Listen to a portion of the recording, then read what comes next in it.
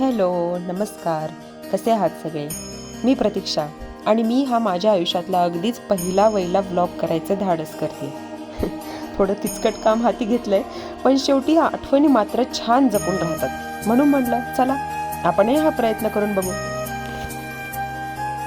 बाहेर एवढं छान थंडगार वातावरण होतं आणि मग लागलं हे ट्रॅफिकमध्ये वेळ जात होता म्हणून थोडं वाईट वाटलं. पण शेवटी काही चांगलं करायचं असेल तर अडचणी येतच असतात. सह लेंगे थोडा उसमें क्या असं म्हणत आम्ही पुढे निघालो.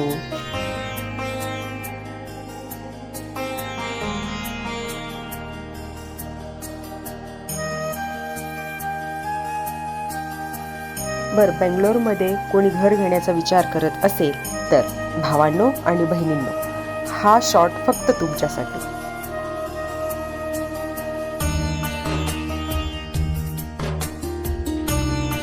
एवढी धडपड करत हे दोघं चाललेत कुठे असा प्रश्न तुम्हाला नक्कीच पडला असेल. तर आज आहे रविवार आणि आज सकाळीच आम्ही असं ठरवलं की आपण बेंगलोरमधले जे प्रसिद्ध मंदिर आहेत ते सगळे बघून यायचे.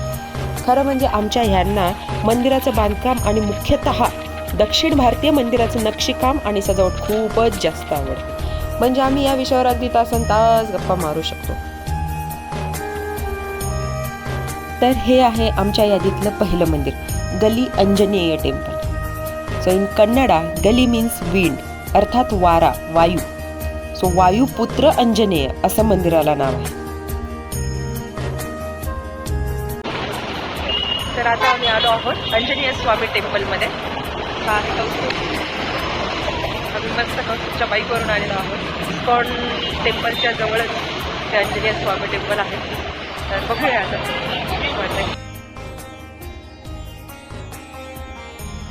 गली या शब्दाचा दुसरा असाही अर्थ घेतला जातो की दुष्ट शक्तींपासून संरक्षण करणारा.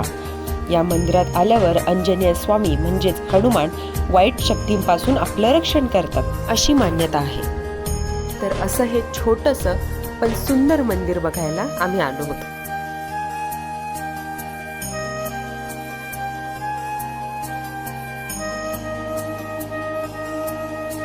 सुरुवातीला प्रभू श्रीराम, लक्ष्मण आणि सीता यांचं मंदिर होतं.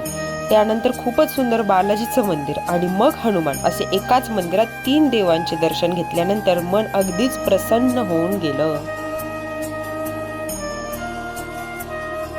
दक्षिण भारतीय मंदिराचं अजून एक वैशिष्ट्य म्हणजे इथे मिळणारा प्रसाद. म्हणजे प्रत्येक मंदिरात वेगवेगळ्या प्रकारचा पण प्रसाद हा असतोच. आणि आम्ही इथे घेतला टॅमॅरिंड राईस, म्हणजेच चिंच आणि गूळ घातलेला मौसूद असा आंबट गोड भात. खूपच टेस्टी होता.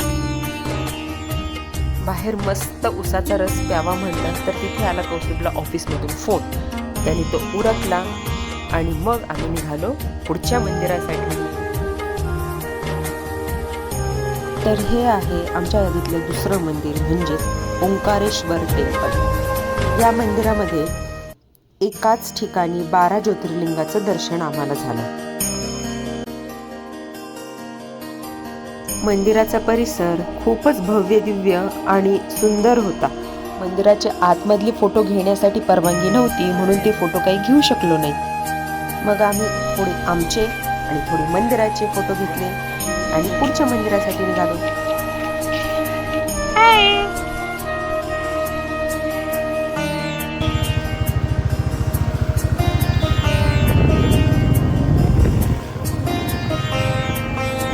पुढच्या मंदिरात जाण्याआधी वाटेत आम्हाला लागलं एक छान उडपी हॉटेल. चहा घेण्याची इच्छा झाली होती त्यामुळे थोडा वेळ इथे थांबलो.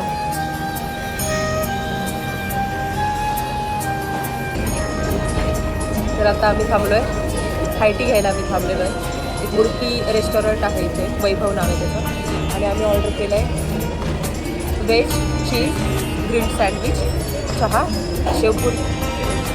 बघूया आता आपण त्याची टेस्ट कशी येते. तुला थोडीशी भूक लागली आहे पण मला नाही, मला खूप झोप येते म्हणून मी चहा ऑर्डर केला. काय मध्ये याच्यावर होतं जेवण केलं की ताकद येईल.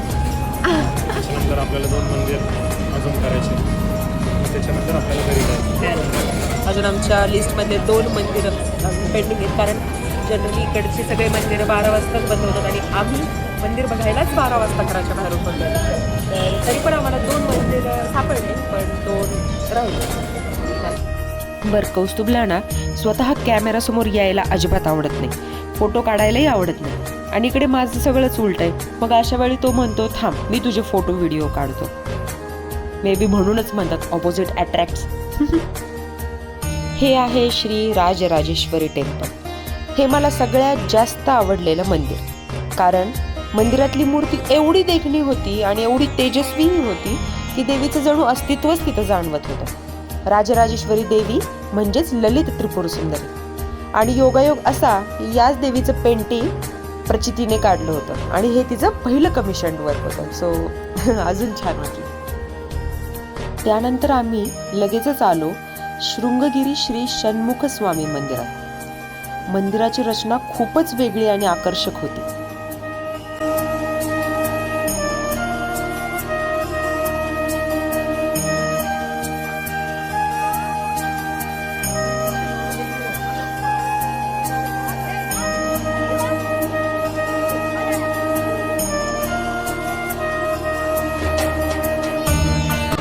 कळसाला षण्मुख अर्थात कार्तिक स्वामींचे 6 मुख होते. त्यांचे हे 6 मुख ज्ञान, वैराग्य, बल, यश, ऐश्वर आणि दैवी सामर्थ्य दर्शवतात. थोडे फोटो काढले आणि पुढच्या मंदिरात गेले.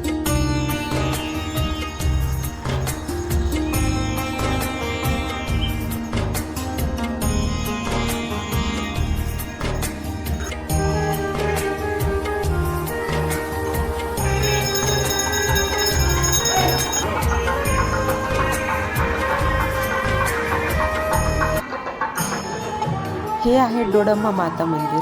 हे आमच्या घराजवळच आहे आणि इथे नवरात्र निमित्त छान अशी सजावट केली होती.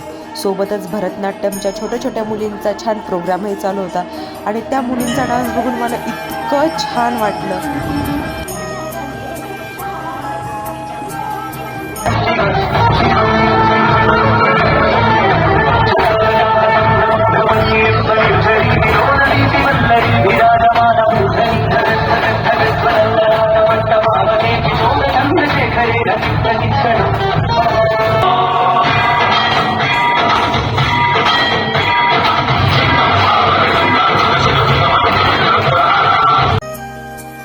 तर असा होता आमचा रविवार.